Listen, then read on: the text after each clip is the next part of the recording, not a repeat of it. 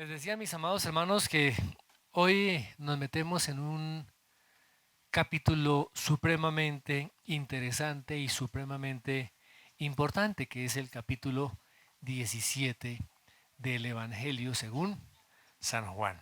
Y vamos a estar haciendo como una introducción a este capítulo en el versículo 1. Dice así la palabra del Señor. Estas cosas habló Jesús y levantando los ojos al cielo dijo: Padre, la hora ha llegado, glorifica a tu Hijo para que también tu Hijo te glorifique a ti. Thomas Watson, que fue un hombre puritano inglés del siglo XVII, dijo la siguiente frase: un hombre piadoso no puede vivir sin la oración. Un hombre piadoso no puede vivir sin la oración. Un hombre no puede vivir a menos que respire. Ni el alma puede vivir a menos que respire sus deseos ante Dios. La oración, mis hermanos, es la expresión del corazón delante de el Señor. Es el clamor. Estaba diciendo que la oración expresa el anhelo del corazón del hombre delante del Señor, el clamor, aún el mismo lamento del pueblo de Dios ante su Padre, ante un Padre que es compasivo, ante un Padre que es misericordioso. Ahora, la Biblia nos ordena que oremos. En muchos textos, tanto del Antiguo como del Nuevo Testamento, nos da la instrucción para que estemos orando delante de el Señor. Y en las Escrituras vemos muchísimos ejemplos de personas piadosas en las cuales se registran estas oraciones. Por ejemplo, hagamos un pequeño recuento de algunas oraciones. ¿Recuerdan a Abraham? Él oró por su hijo Ismael. No les voy a dar las citas porque nos demoraríamos mucho, pero es una apreciación general. De igual manera, Abraham oró por Abimelech. Abraham oró para que Dios perdonara a Sodoma. ¿Recuerdan también al siervo de Abraham cuando fue a encontrar a la esposa para Isaac? Este siervo de Abraham también oró al Señor. Cuando Rebeca era estéril, Isaac oró para que el Señor le diera hijos. Jacob oró también para que Dios lo protegiera contra su hermano Esaú. Moisés oró para que Dios perdonara a ese pueblo de Israel rebelde. También oró e intercedió por María, intercedió por Aarón. Josué oró después de la derrota que tuvo el pueblo de Israel en Jai, y para que el sol se detuviera, de modo que Israel pudiera castigar a sus enemigos. Gedeón también oró pidiendo una señal para que le fuera mostrada, le fuera revelada la voluntad de Dios. Noemí y Ruth y vos, perdón, oraron por Ruth. Elcana oró pidiendo un hijo. Elí también oró por Elcana para que Dios le concediera la petición de su hijo. Samuel, hijo de Elcana, oró para que Dios perdonara al pueblo de Israel y los librara de sus enemigos. Intercedió por ellos cuando el pueblo pidió un rey. Job, ¿recuerdan a Job? Job oró también por sus amigos. David también intercedió, oró por las promesas de Dios para su casa. Clamó también por el hijo de Betsabé, después de su adulterio. Imploró a Dios que librara al pueblo del juicio. Alabó a Dios por las bendiciones que Dios le dio a la nación de Israel. Oró por su hijo, por el sucesor de del trono por Salomón. Salomón también pidió, oró, porque le diera gracia y sabiduría para gobernar a ese pueblo y para que la bendición de Dios viniera sobre el pueblo de Israel. Elías, Elías oró, intercedió allá cuando estaba frente a los falsos profetas en el Monte Carmelo, para que Dios se revelara como ese Dios único y verdadero. Después oró para que después de 3 años y medio lloviera después de la sequía. Eliseo oró por un niño y el niño resucitó. Ezequías oró y Dios libró a su pueblo de la invasión de los asirios. También oró y Dios le dio más años de vida. Jonás, orando en unas circunstancias bien complicadas, ¿no? Allá dentro del vientre de un gran pez.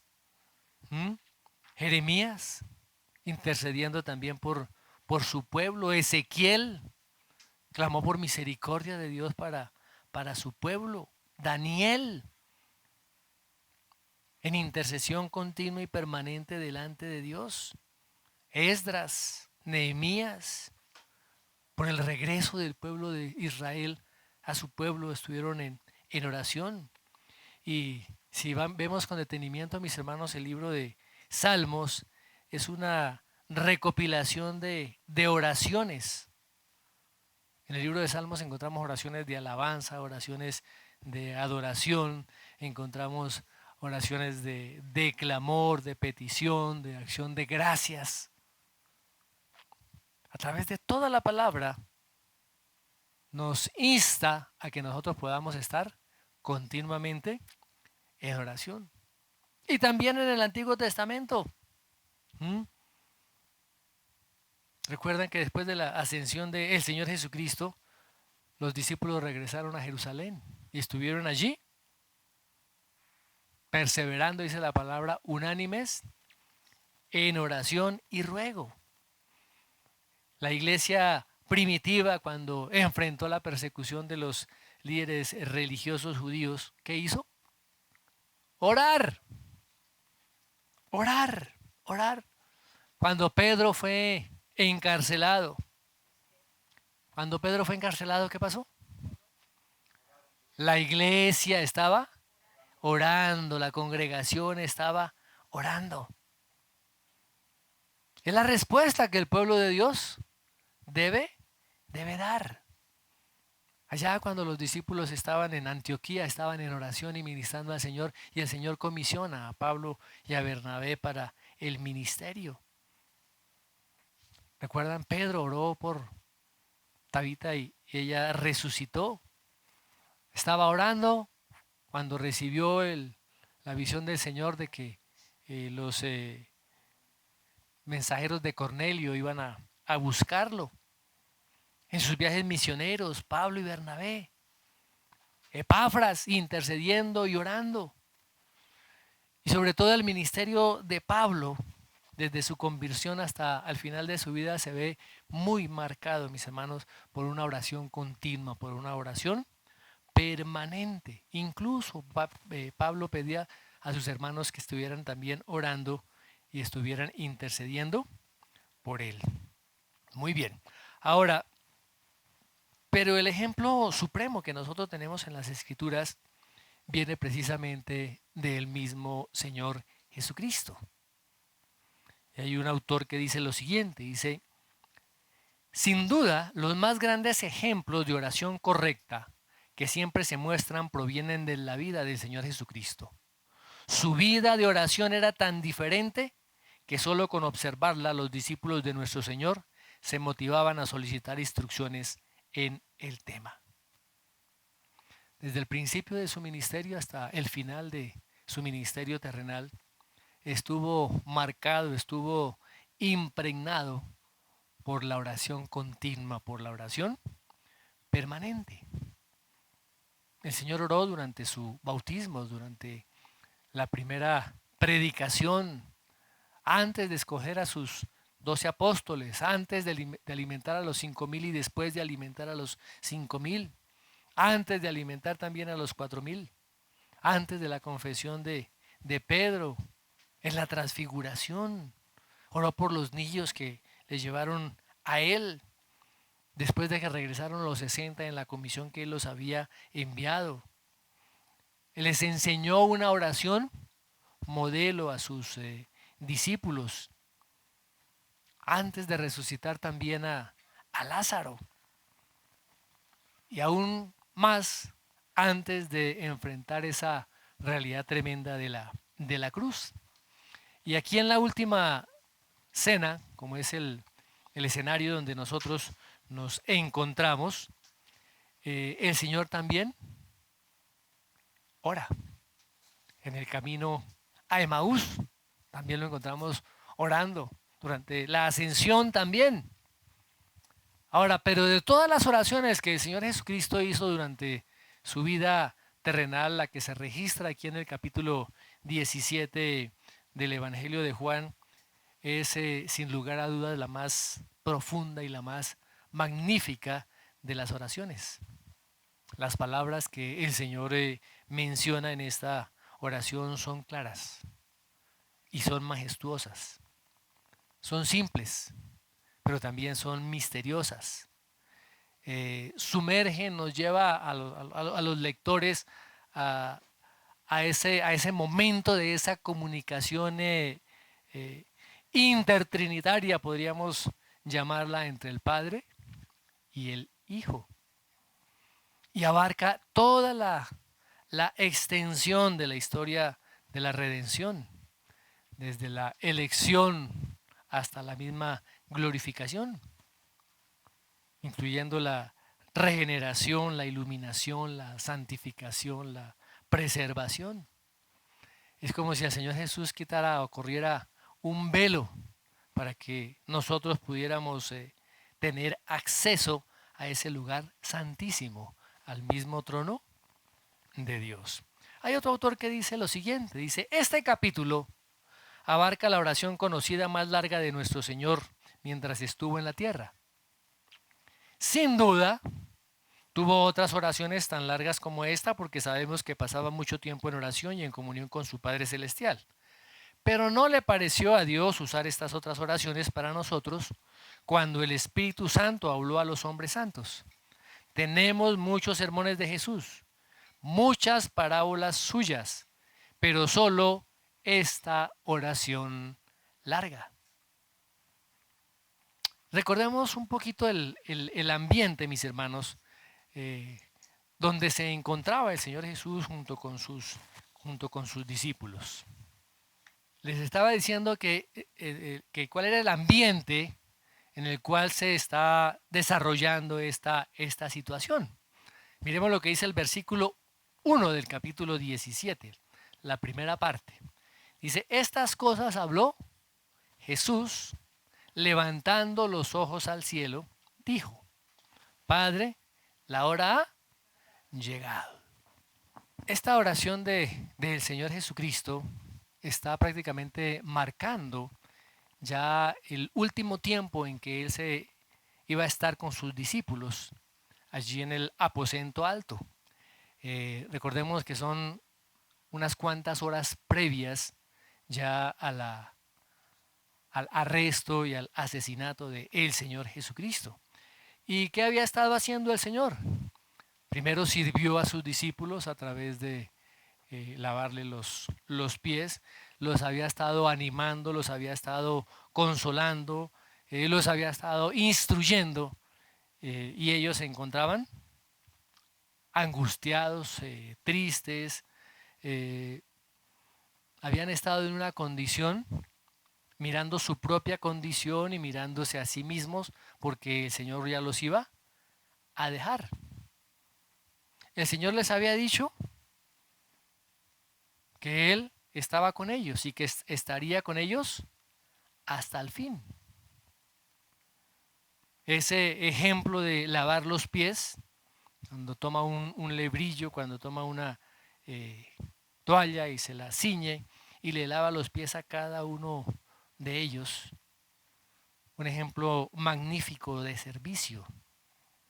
Aún sabiendo que al que estaba lavándole los pies, a Judas Iscariote, más adelante lo iba en unas cuantas horas lo iba a traicionar.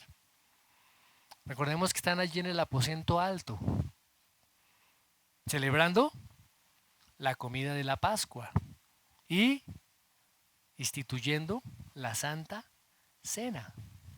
Allí en ese momento también el Señor revela quién lo iba a traicionar. Les manifiesta a sus discípulos nuevamente que él iba a morir. Le dice a Pedro que lo iba a negar. Así que los discípulos estaban consternados, conmocionados, ¿sí?, por lo que Jesús les había dicho. ¿Y qué hace el Señor Jesús? Los consuela, los anima, les da promesas, esas promesas futuras. Les dice, mire, no se turbe vuestro corazón, dice allá en el capítulo 14. Creed en Dios y creed también en mí. En la casa de mi Padre hay muchas moradas, si así no fuera yo lo hubiera dicho. Voy pues a preparar lugar para vosotros. Les da una confianza mayor en la promesa del Espíritu Santo. Dice, el Espíritu Santo vendrá otro consolador, el cual les enseñará, les recordará todas las cosas. Todo lo que yo les he dicho, el Espíritu se lo va a recordar.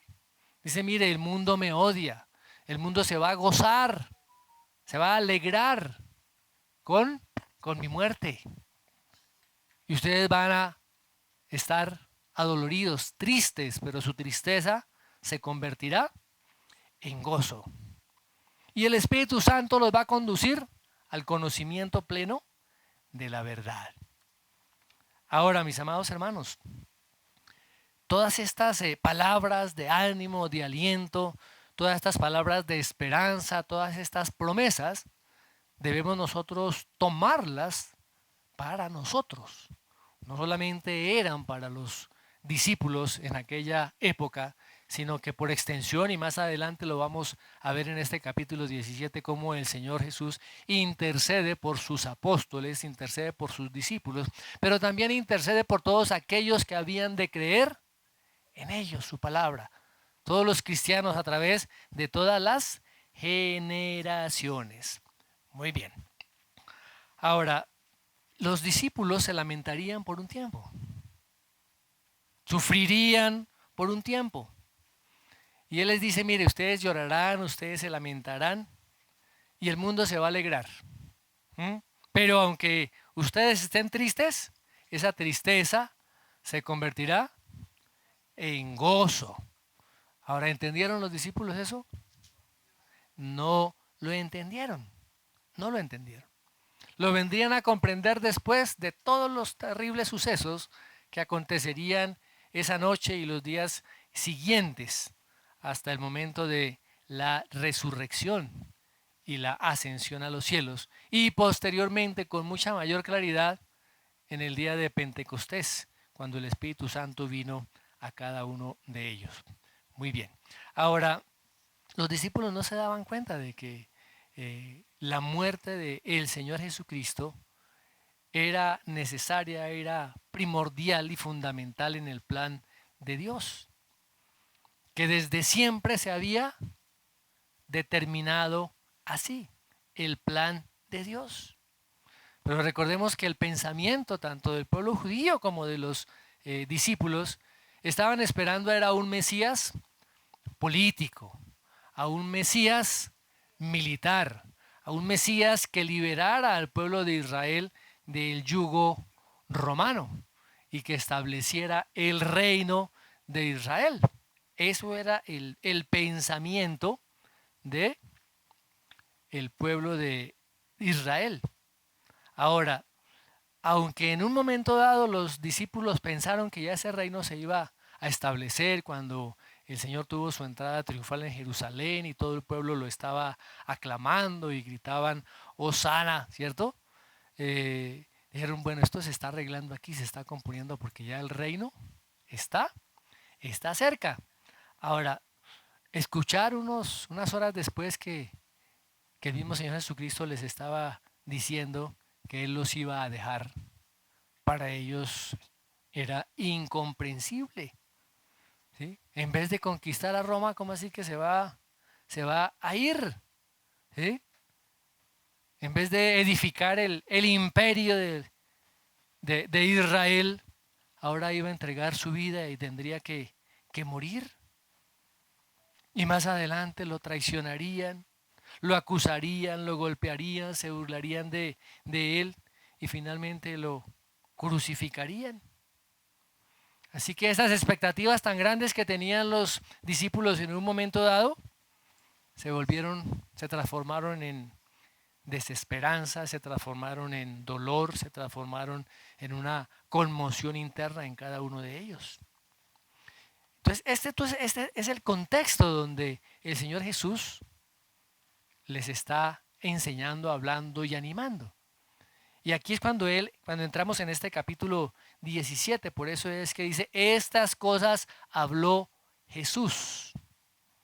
Son todo lo que acabamos de resumir en los capítulos 14, 15 y 16, ¿sí? en el cual Él da todas estas instrucciones, todo este ánimo, todo este aliento y todas estas promesas. Y aquí en el capítulo 17 el Señor comienza a orar por Él mismo, comienza a orar por sus discípulos y comienza también a orar y a interceder por todos aquellos que habrían de creer por la palabra de ellos. En ese momento el Señor deja junto con sus discípulos el aposento alto y comienzan a caminar por las calles de la ciudad de Jerusalén, atraviesan el valle del Cedrón hacia el huerto de Getsemaní y allí es donde se lleva a cabo esta oración. Hay otro autor que dice lo siguiente, dice, claramente esta oración pertenece a los discursos de despedida, porque reitera y resume varios asuntos de tales discursos. Número 1, la partida de Jesús. Número 2, la alegría de los discípulos. Número 3, el odio del mundo. Número 4, la división del mundo y los discípulos. Número 5, la verdad. Número 6, la habitación de los creyentes. Ese es un bosquejo general de lo que habla esta oración del capítulo 17. Ahora, el Señor les dijo a los discípulos que tendrían que esperar y les advirtió sobre la persecución que ellos iban a enfrentar por causa del nombre del Señor Jesucristo. Y los había consolado a través de las promesas, a través de la promesa del Espíritu Santo. Les aseguró que su amor por ellos era un amor incondicional. ¿Sí? Ahora, el Señor ya les había prometido todas estas cosas. ¿Cosas como qué? Como paz, como gozo, como fortaleza, como provisión, como oraciones dirigidas al Padre y el cual el Padre las iba a responder, poder espiritual. Todas estas cosas ya el Señor se las había dicho, mis hermanos. ¿Eh? Y Él termina, ¿recuerdan cómo termina el capítulo 16? ¿Sí? Estas cosas os he hablado ¿para qué? Para mí, para que en mí tengáis paz. En el mundo tendréis aflicción, pero confiad, yo he vencido al mundo. Ahora, no es una coincidencia que esta oración siguiera exactamente después de estas palabras del Señor Jesús. Confíen, yo he vencido al mundo. Y Él está en una completa sumisión, una completa dependencia a aquel que le aseguraba ese triunfo. ¿Quién era? El Padre, ¿cierto?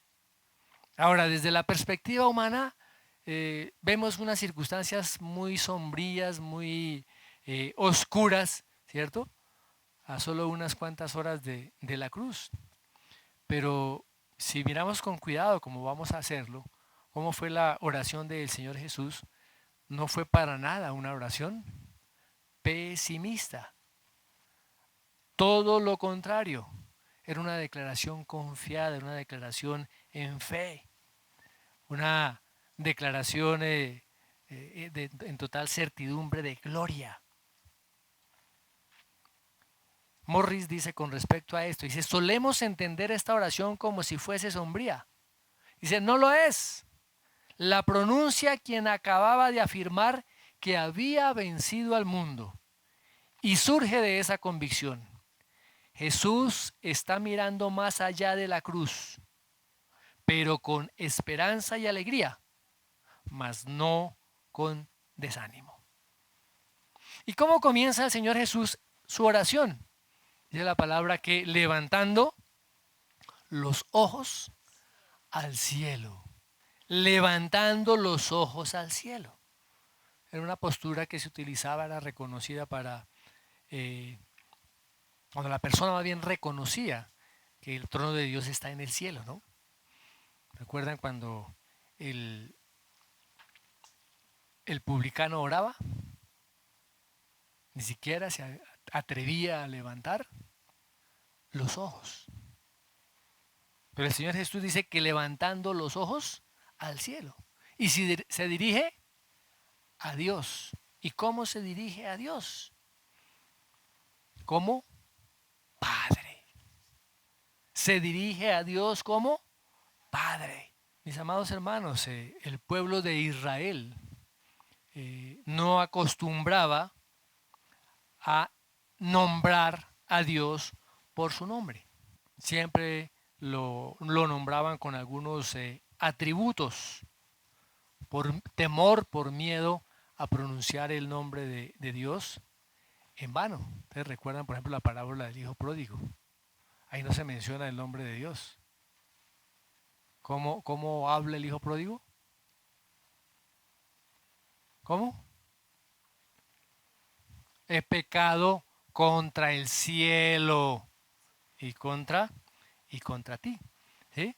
Entonces, en ese contexto se invocaba a Dios por sus títulos sustitutos, por así decirlo. Pero aquí, ¿cómo el Señor llama a Dios Padre? Padre. ¿Lo llama? Padre. Eso enfatiza la comunión íntima que el Señor Jesucristo tenía con Dios, o sea, una relación familiar, una relación personal que no conocían en esa época los judíos. ¿Sí? Muy bien. Ahora, es importante, mis hermanos, aquí que entendamos esa relación del Señor Jesucristo como Padre. Porque cuando Él habla de mi Padre, Él se está igualando a Dios, es igual a Dios. Le estaba afirmando ser hijo de Dios, aunque era en persona diferente al Padre.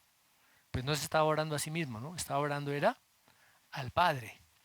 El Hijo es igual al Padre. ¿En qué? En esencia, ¿cierto? En esencia, pero diferente en persona, aunque comparten la misma gloria. Hay algunas sectas que dicen que el Señor Jesucristo es una manifestación del Padre y que el Espíritu Santo es un poder simplemente. No, la palabra nos habla de que son tres personas. Ahí la doctrina de la Trinidad. Aquí la está reafirmando el Señor Jesucristo. Ahora, recordémonos que cuando empezamos el Evangelio, ¿qué era lo que decía el Señor Jesucristo? Mi hora aún no ha llegado. Todavía no es mi hora, no es el tiempo. ¿Sí? No sé si ustedes han escuchado en estos tiempos cantidad de gente decir ya la hora va a llegar, la hora ha llegado, la hora ha llegado. ¿Sí han escuchado por ahí algunas predicaciones? Yo digo predicaciones terroristas, porque es que no leen la palabra, o cogen la palabra y la quieren tergiversar. La Biblia habla de que vendrán guerras, de rumores de guerra, que se levantará nación contra nación, reino contra reino. Dice, pero tranquilos, que todavía no es el fin.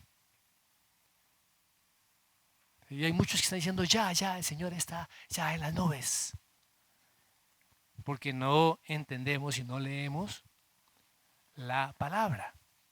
La palabra. Tenemos que ser entendidos en los tiempos que nosotros estamos viviendo. Ahora, fíjese que el Señor comienza con unas palabras tremendas. Dice ahora sí, la hora ha llegado. O sea, la consumación, el clímax del ministerio terrenal de el Señor Jesucristo, que abarca su muerte, su resurrección y su ascensión, había llegado. Toda el drama de la redención desde la eternidad pasada iban a culminar en esos momentos. Había llegado la hora en que el Hijo de Dios tendría que entregar su vida, ofrecería su vida como expiación perfecta por el pecado.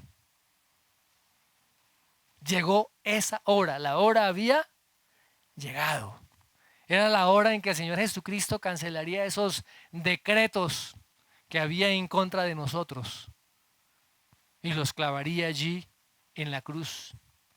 Era la hora en que todas las profecías del Antiguo Testamento se cumplirían. Todo lo referente a la muerte y a la pasión del Señor Jesucristo. Era la hora en que la cabeza de la serpiente sería pisada.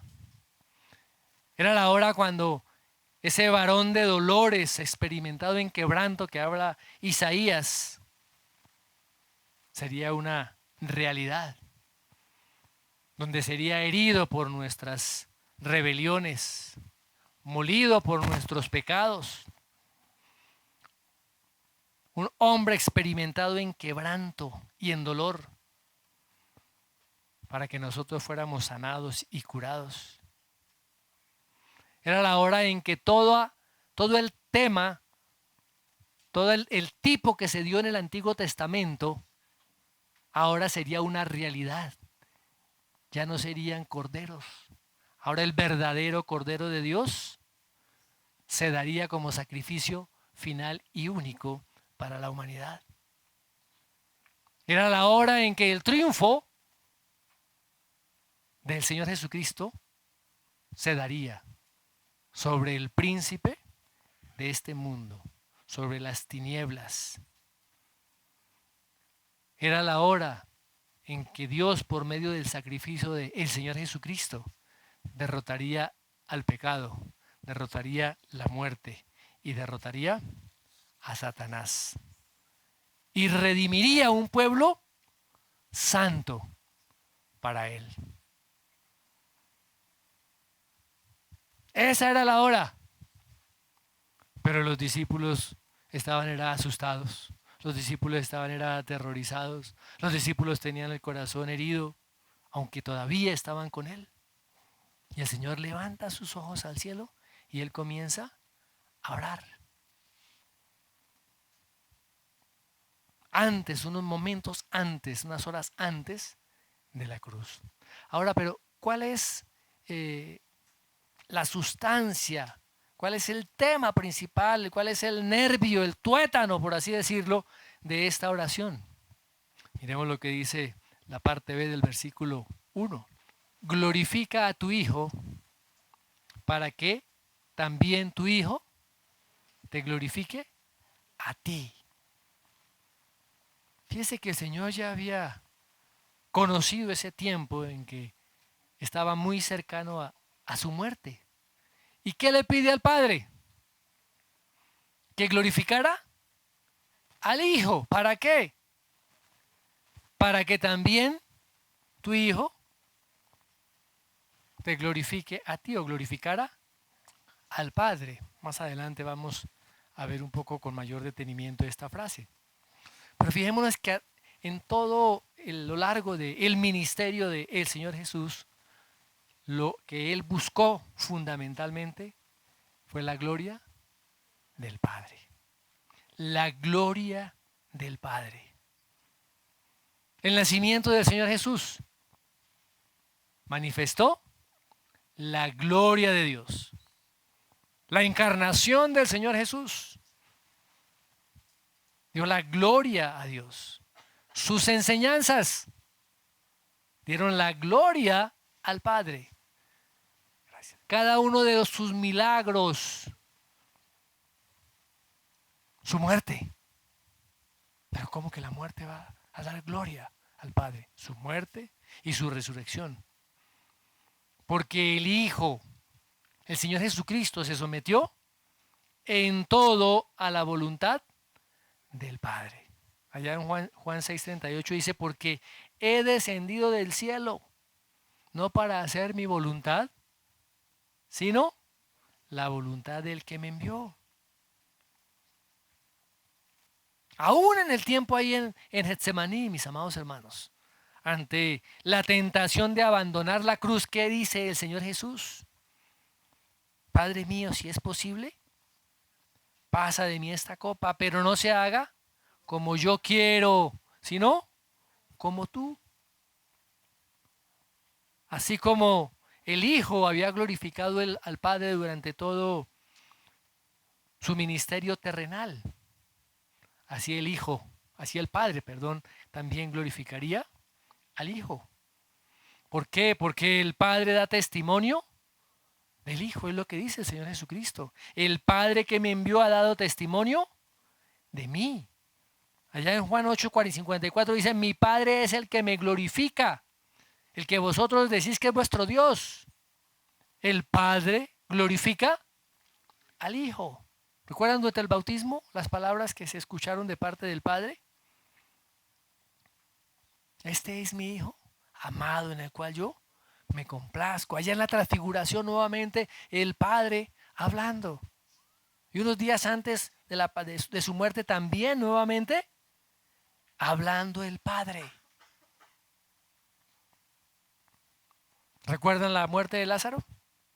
¿Y qué dice el Señor Jesús con respecto a la muerte de Lázaro? Dice, esta enfermedad no es para muerte, sino para la gloria de Dios, para que el Hijo sea glorificado por ella.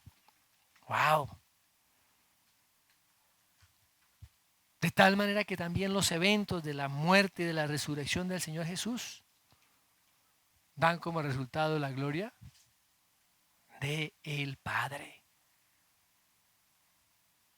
¿Y cuál es esa gloria? Es la misma gloria que el Señor Jesucristo compartió con Dios el Padre en ese pasado eterno. Y esa gloria que será manifestada nuevamente cuando el Señor Jesucristo venga nuevamente. Ahora, como les decía, esta oración podríamos llamarla como el clímax del ministerio del Señor Jesús. Porque todo su énfasis estuvo en glorificar al Padre.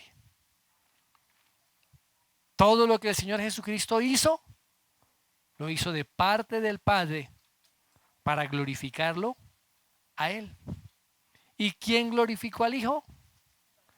El Padre, mis hermanos. Comparten la misma gloria. Y los discípulos también glorificarían al Padre. ¿Cómo? Glorificando al Hijo. Glorificando al Hijo. Ahora, Dios había hablado desde tiempos remotos de este Mesías que moriría. O sea que estaba también la reputación de Dios en juego. Y cuando se cumple esto, cuando es una realidad lo que Dios había hablado siglos antes, también la gloria de Dios se manifiesta en el nombre del Padre. ¿Queda claro? Tenemos que ver esta oración desde ese enfoque, desde ese propósito. ¿Amén? Bueno, ahora esta oración, mis hermanos, la podemos dividir en tres secciones. La primera sección, que va del versículo 1 al versículo 5, es la oración de Jesús por él. Los versículos 6 al 19 es donde el Señor ora e intercede por sus discípulos. Y la los versículos del 20 al 26, el Señor ora e intercede por la iglesia. Pero recordemos, el tema central, fundamental, la columna vertebral es la gloria de Dios. La gloria de Dios. Y hay un autor que dice lo siguiente. Dice, cuando Jesús ora por él, no es él lo que tiene en perspectiva, es la obra de Dios. Cuando ora por sus apóstoles, los encomienda a Dios como agentes y continuadores de su obra. Y cuando extiende su consideración a todos los creyentes, presentes o futuros, habla del objeto de su obra. En otros términos, porque estas almas son el teatro donde se ha de brillar la gloria de su Padre, porque su obra y la gloria de su Padre para él son la misma cosa. Y lo que parece más irónico para el hombre, una muerte tan terrible como es la muerte de cruz, una muerte tan vergonzosa, es donde mayormente el Hijo manifestó la gloria. Donde el Hijo manifestó su gloria infinita. Es algo tremendo. Lo que para los discípulos iba a ser una tragedia, finalmente se convertiría en una victoria, la victoria final. Cuando vemos la cruz desde ese punto de vista de la gloria divina, el Señor vio el triunfo de todos sus seguidores. No fue una tragedia. Y esta oración de el Señor Jesucristo resalta la confianza absoluta y la sumisión total que Él tenía para hacer la voluntad del Padre, independientemente de cuánto le costara. Porque para Él, para el Señor Jesucristo, la razón fundamental era la gloria del Padre, hacer la voluntad de Dios, conocer la voluntad de Dios, hacer lo que el Padre lo envió a hacer. Muy bien. Ahora, esta oración marca como una transición entre el ministerio terrenal de el Señor Jesucristo y su ministerio terrenal. Recordemos que el libro de Hebreos, que ya tuvimos la oportunidad de estudiar, habla del Señor Jesucristo como ese sacerdote, como ese intercesor, ese mediador de ese nuevo pacto que está delante del Padre también intercediendo por nosotros. Tenemos que entender también eso. Pero en esta oración, mis amados, y en las palabras que el Señor utiliza en este capítulo 17 de Juan, hay una profundidad tan grande, aunque son palabras sencillas, son palabras directas. De este capítulo se han escrito multitud de libros, se han hecho cantidad de estudios, se han escuchado multitud de predicaciones y aún así sigue teniendo una riqueza infinita. Infinita. Ahora, imaginemos hablando al Hijo y al Padre. Para nosotros nos parecería algo incomprensible, pero ¿qué palabras utiliza el Señor en este caso? Palabras sencillas que nosotros podemos comprender y entender. Dice un autor, dice, esta oración está hecha de las oraciones más sencillas, aunque las ideas sean profundas. Eso prueba que nuestra dificultad para entender la verdad de Dios no está en la complejidad de la verdad o en el lenguaje en que se expresa, como si fueran logaritmos o filosofía alemana, sino que se encuentra en nuestra propia ignorancia, en nuestro propio pecado y en nuestro letargo espiritual. ¿Cómo estaba viendo el Señor Jesucristo la cruz? Desde la perspectiva de Dios, desde la perspectiva divina, desde la perspectiva eterna. Y eso lo deja muy en claro a través de su oración, porque su corazón estaba consumido por la pasión de la gloria de Dios, apasionado por la gloria de Dios. Ahora, ¿él estaría consciente del sufrimiento, del dolor y de todo lo que le esperaba? Claro que sí. Pero miremos lo que dice Hebreos 12:2. Él estaba mirando más allá. Dice, por el gozo puesto delante de él, sufrió la cruz, menospreciando el oprobio, sabiendo que pronto se sentaría victorioso a la derecha del trono de Dios. Wow. Muy bien. Ahora, ¿por qué es importante esta oración, mis amados hermanos? No solamente porque es una oración, no es la oración más larga que tenemos en los evangelios del Señor Jesús, y a unas cuantas horas de su crucifixión. Son las palabras del segundo miembro de la Trinidad, del Señor Jesucristo, dirigidas hacia su Padre. Muestra la comunión, la relación que había entre ellos y cómo tenían armado, divinamente concertado ese plan de salvación. Y cómo sus discípulos y los que creerían iban a encajar perfectamente en todo el plan de Dios. Ahora, los discípulos al escuchar esta oración pues tuvieron ese acceso a esa conversación profunda del Señor Jesucristo con su Padre. Y nosotros hoy en día tenemos la misma oportunidad de entrar al lugar santísimo, de entrar al lugar santísimo. Aquí estaba ese sumo sacerdote, el Señor Jesucristo, todavía en la tierra, intercediendo por ellos, intercediendo por ellos. Mis amados hermanos, ¿qué importancia nosotros estamos dando a la oración? ¿Estudiamos las Escrituras para orar y dar la gloria a Dios?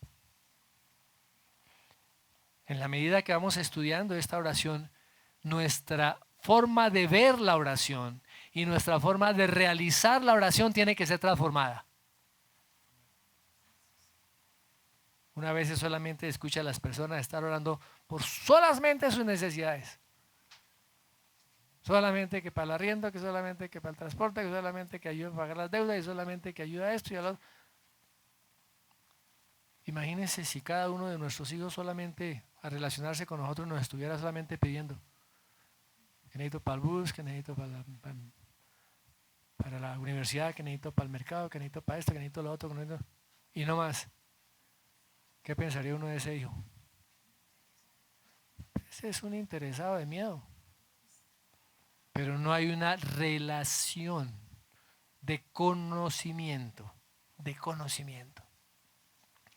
Ahora, mis amados, como les digo, dispongamos nuestros corazones para meditar en esta oración, para estudiar esta oración, que saquemos de allí esas preciosas verdades que el Señor quiere comunicarnos, podamos nosotros hacerla parte nuestra.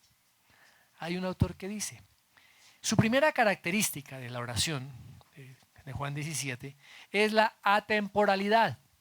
Aunque se pronunciaron a pocas horas del Calvario, contienen pensamientos y expresiones que deben ser usuales para nuestro Señor en cada momento de los siglos posteriores.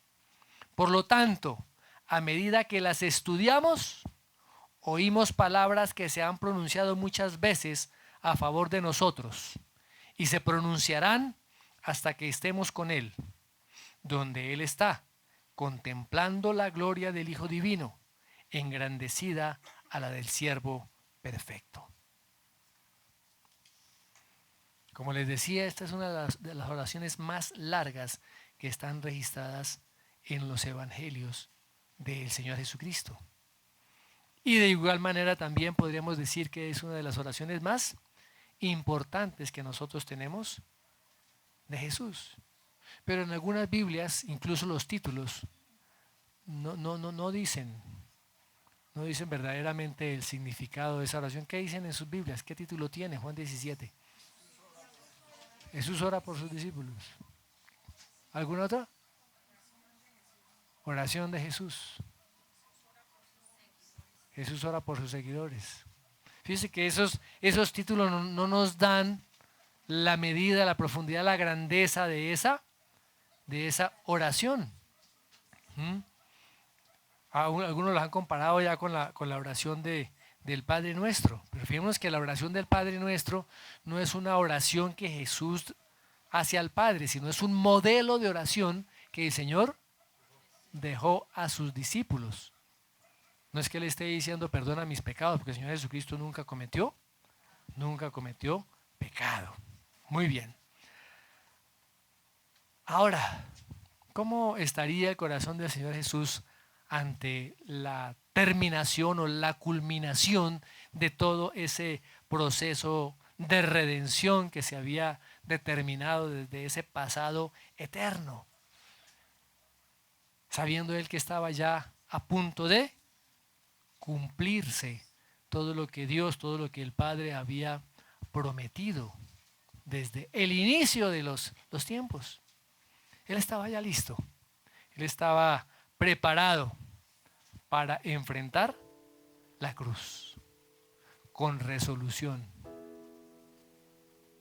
con plena entrega, sabiendo que el triunfo estaba asegurado. ¿Tendría que pagar un gran costo? Indudablemente. Pero el resultado sería un resultado glorioso y sería un resultado eterno. Eterno. Así que mis amados hermanos, que este inicio de el estudio del capítulo 17 del Evangelio de Juan nos lleve a una nueva dimensión en la oración. Nos lleve a realmente a conocer los intereses del corazón de Dios, los intereses del Padre, y que nosotros podamos orar según Él quiere que nosotros oremos.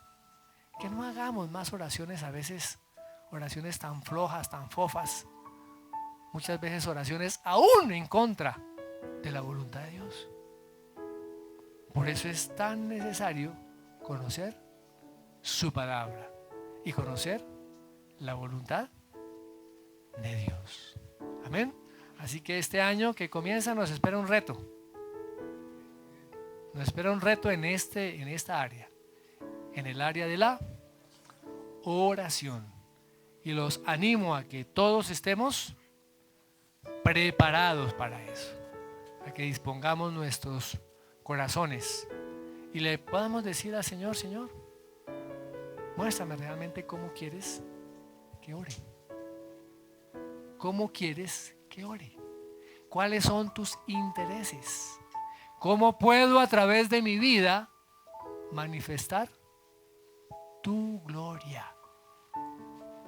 Amén. Muy bien, inclinemos nuestros rostros. Padre, te damos gracias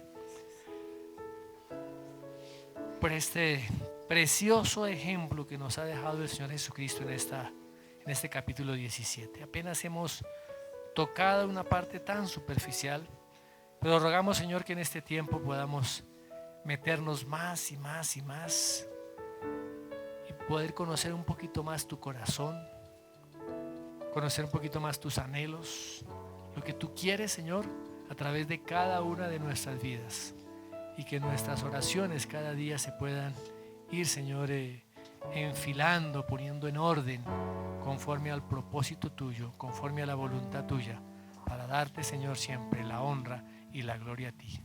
Gracias, Padre, en el nombre de Jesús. Amén. Podemos colocarnos